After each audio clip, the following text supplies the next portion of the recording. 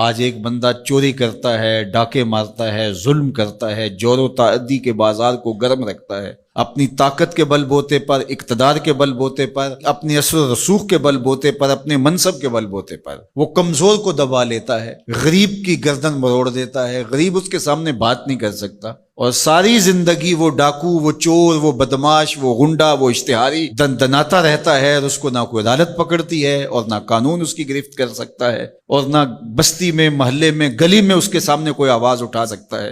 اور کمزور ساری زندگی پسا رہتا ہے۔ تو مرنے کے بعد اس لیے وہ عدالت رکھی گئی ہے۔ اللہ تعالیٰ نے قرآن مجید میں ارشاد فرمایا قیامت کے دن کیا ماننے والے اور انکار کرنے والے دونوں، کیا ہم ان کے ساتھ ایک جیسا سلوک کریں گے؟ ما لکم کیف تحکمون، یہ تم کہاں سے فیصلہ لائے ہو، یہ بات تم نے کہاں سے گھڑ لی ہے؟ مرور زمانہ کے ساتھ جو مسلسل مشق ہوتی ہے تمہاری اس دنیا کے اندر، اس سے تم سمجھتے ہو کہ ایسا ہوگا، لیکن ایسا ہوگا نہیں۔ وہ ایک الگ نظام ہے، اور اس نظام میں آپ کو ایک ایک چیز اللہ کے حضور لے کے پیش ہونا ہوگا۔ تو کہا واتقوا یوما، اس دن سے ڈرو، لا تجزی نفس عن نفس شیئا، کوئی جان کسی جان کی جزا نہیں بنے گی، کوئی جان کسی جان کا بدلہ نہیں بنے گی کہ اس جگہ مجھے رکھ لو۔ کوئی بننا بھی نہیں چاہے گا، اگر کوئی بنانا بھی چاہے تو کوئی بننا ہی نہیں چاہے گا۔ یوم یفر المرء من اخیہ وامہ وابیہ، اس دن باپ بھی کہے گا کہ میں اس کا ذمہ دار نہیں ہوں، بیوی کہے گی میں اپنے شوہر کی ذمہ دار نہیں ہوں، بیٹا کہے گا میں اپنی ماں کا ذمہ دار نہیں ہوں، ماں کہے گی میں اپنی بیٹی کی ذمہ دار نہیں ہوں، اور وہ ایک دوسرے سے جان چھڑا رہے ہوں گے۔ جب ماں بھی جان چھڑا رہی ہوگی، بتائیے وہ دن پھر کس طرح نفسی نفسی کا ہوگا۔ آج کی تاریخ میں سارے لوگ میدان چھوڑ کے بھاگ جائیں، لیکن ماں جو ہے وہ جلتی ہوئی آگ میں بھی کود جاتی ہے اپنی اولاد کے لیے، لیکن وہ دن اتنا سخت ہوگا کہ ماں بھی چھوڑ دے گی، ماں بھی کہے گی یہ اس سے پوچھو، میں اس کی ذمہ دار نہیں ہوں۔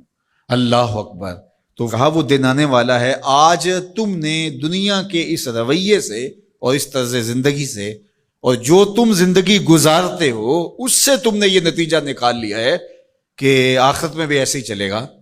تو ایسے نہیں ہے۔ اور اگر آپ ناراض نہ ہوں، بعض اوقات خوش آمدی مریدین پیروں کو اس قدر کہتے ہیں کہ آپ تو بخشے ہوئے ہیں، آپ تو کامل ہیں، اور آپ تو پہنچے ہوئے ہیں،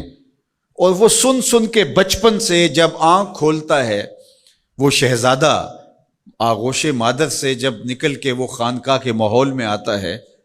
تو وہ یہی سنتا ہے کہ یہ کوئی الگ مخلوق ہے، تو آہستہ آہستہ اس کی طبع کے اندر بھی یہ راسخ ہو جاتا ہے کہ مجھے تو کوئی پرسش نہیں ہوگی، میں تو شریعت سے، قانون سے، اخلاقیات سے مبرہ ہوں۔ ہم نے دیکھا ہے کہ پیروں کے بیٹے بالکل نوخیز بچے بوڑھے سفید داڑھیوں والوں کی تذلیل کر رہے ہوتے ہیں اور ان کو غلاموں کی طرح سمجھ رہے ہوتے ہیں۔ ان کا خیال ہے کہ ہم ان کے اوپر جو ہے وہ کوئی حاکم بن کے آئے ہیں۔ یہی سیاستدانوں کا حال ہے، یہی باقی طبقات کا حال ہے۔ تو وہ ماحول ایسا ان کو دیا جاتا ہے، اور وہ پھر آہستہ آہستہ یہ سمجھتے ہیں کہ ہم تو بخشے ہوئے ہیں، اور ایسا ہوتا ہے کہ وہ بیچارے دعا سے بھی محروم ہو جاتے ہیں۔ میں نے دیکھا ہے کہ جب لوگ فوت ہوتے ہیں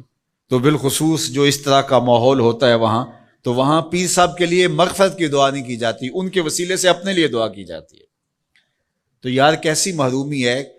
کہ جو دعائیں مغفرت کی، غفران کی، باوجود کے پیغمبروں کے دامن پہ کوئی گناہ کا دبا اور داغ نہیں تھا، لیکن اللہ سے وہ استغفار بھی طلب کرتے رہے اور اپنے لیے غفران و رحمت کی دعائیں بھی مانگتے رہے۔ اصحاب پیغمبر، اولاد رسول سب یہ کچھ کرتے رہے۔ لیکن آج جو ہے وہ مجھے اچھی طرح یاد ہے کہ ایک دفعہ ہم کہیں فاتحہ پڑھنے گئے، بہت پرانی بات بھی نہیں ہے، کوئی 10 سال پرانی بات ہوگی، تو وہ جو صاحب فوت ہوئے تھے تو میں نے غفران و مغفرت کا کوئی لفظ کیا تو میری طرف بڑی تیکھی نظروں سے لوگ لکھنے لگے کہ یعنی کیا آپ ان کے لیے مغفرت کی دعا کریں گے؟ یعنی یہ تو بخشے ہوئے ہیں۔ میں اور آپ کسی کے لیے گمان کر سکتے ہیں، دعا دے سکتے ہیں، لیکن قطعاً کہنا ہمارے لیے مشکل ہے۔ تو پھر کیا کریں گے؟ ہم دعا مانگیں گے۔ نیک سے نیک پارسا شخص بھی ہو، ہمیں یہ بتایا گیا کہ اس کی خوبیوں کو بیان کرو، اس کی اچھائیوں کو بیان کرو، اس کے اچھے اعمال کا ذکر کرو، اور اس کے بارے حسن ظن رکھو، لیکن اس کی مغفرت کے لیے دعا کرو۔